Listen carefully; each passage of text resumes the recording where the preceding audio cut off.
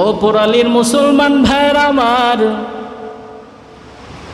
সূরা আলে ইমরানের 104 নম্বর আয়াত, মুসলিম শরীফের 49 নম্বর হাদিস থেকে আমরা বুঝলাম আমাদের ভিতর একটা দল তৈরি করতে হবে যারা নেক কাজের আদেশ দিবে, নিজেরাও ভালো কাজ করবে, অন্যকেও ভালো কাজ করার নির্দেশ দিবে, নিজেরাও খারাপ কাজ থেকে বিরত থাকবে, অন্যদেরকেও থাকার জন্য নির্দেশ করবে।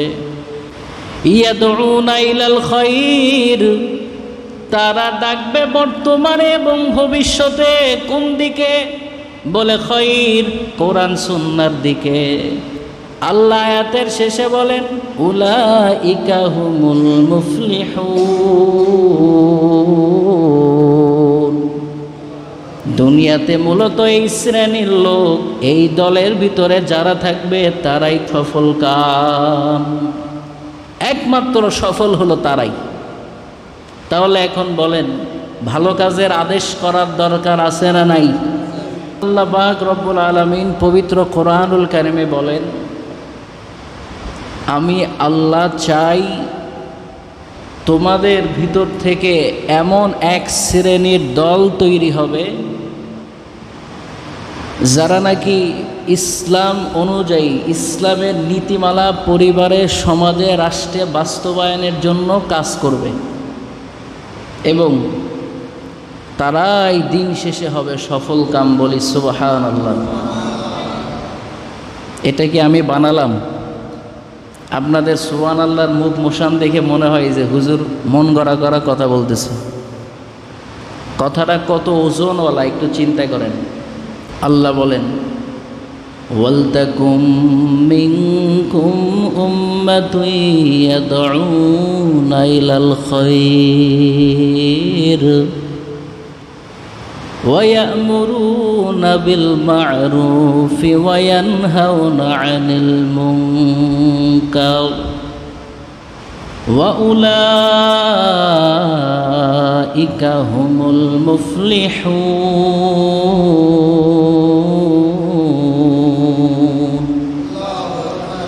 পবিত্র কোরআনুল কারীমের 3 নম্বর সূরা আলে ইমরানের 104 নম্বর আয়াত। এটা আল্লাহ বলেন ওয়ালতাকুম মিনকুম, ওয়ালতাকুম, অবশ্যই তোমাদের মধ্যে থাকা চাই, মিনকুম, তোমাদের মধ্যে, উম্মাতুন, এক শ্রেণীর দল, ইয়াদউনা ইলাল খায়র।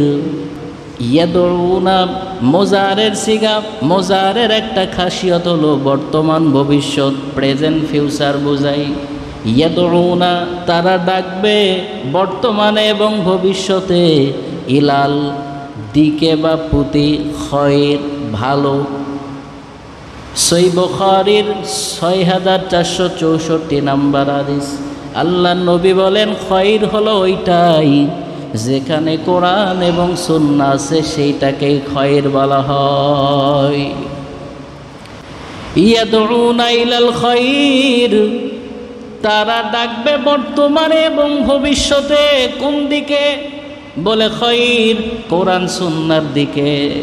ওয়া ইয়া'মুরুনা, ওয়া ইয়া'মুরুনা, ইয়া'মুরুনা শব্দটা মোজারে, তারা আদেশ করবে, তারা নির্দেশ দিবে, তারা নসিহত করবে। ইয়া'মুরুনা বিল মা'রুফ, ভালো কাজের, সৎ কাজের জন্য। আল্লাহ বিল মা'রুফ না বলে ইয়া'মুরুনাল মা'রুফ বলতে পারতেন, কিন্তু বা হরফে জার দেয় এখানে সুন্দর অর্থ আছে। বা শব্দের অর্থ বুঝাই সাথে বা দ্বারা, অর্থাৎ তারা শুধু নেক কাজ, ভালো কাজের আদেশ দিবে তাই নয়, তারা নিজেরাও ভালো কাজ করবে, ভালো কাজ করার সাথেই ভালো কাজের আদেশ দিবে। ইয়া'মুরুনা বিল মা'রুফ, এই বান্দারা বর্তমান এবং ভবিষ্যৎ যতদিন বাঁচবে ভালো কাজের দিকে আদেশ দিবে। ইয়া'মুরুনা বিল মা'রুফি ওয়া ইয়ানহাউনা আনিল মুনকার, এবং তারা অন্যায় অশ্লীল কাজ থেকে বাধা দেবে। মুনকার শব্দের অর্থ পবিত্র কোরআন সুন্নাহ তালাশ করলে সারাংশ যেটা পাওয়া যায়, মুনকার হলো ওইটা যেটা বিবেক দিয়া এবং ইসলামী শরীয়ত অনুযায়ী খারাপ বলে মনে হয়, ওই কাজগুলোই হলো মুনকার তথা খারাপ কাজ। কাউকে গালি দেওয়া, এটা কি মন দিয়ে বলেন ভালো মনে হয় নাকি? ওজনে কম দেয়া, মিথ্যা বলা, ভাইয়ের হক মেরে খাওয়া, বোনের সম্পত্তি দখল করে নেয়া, অন্যের বিরুদ্ধে গীবত করা, চগলখড়িতা করা, মিথ্যা কথা বলা, মোবাইলে যুবক ভাইয়েরা খারাপ জিনিস দেখা, এগুলো কি ভালো কাজ নাকি?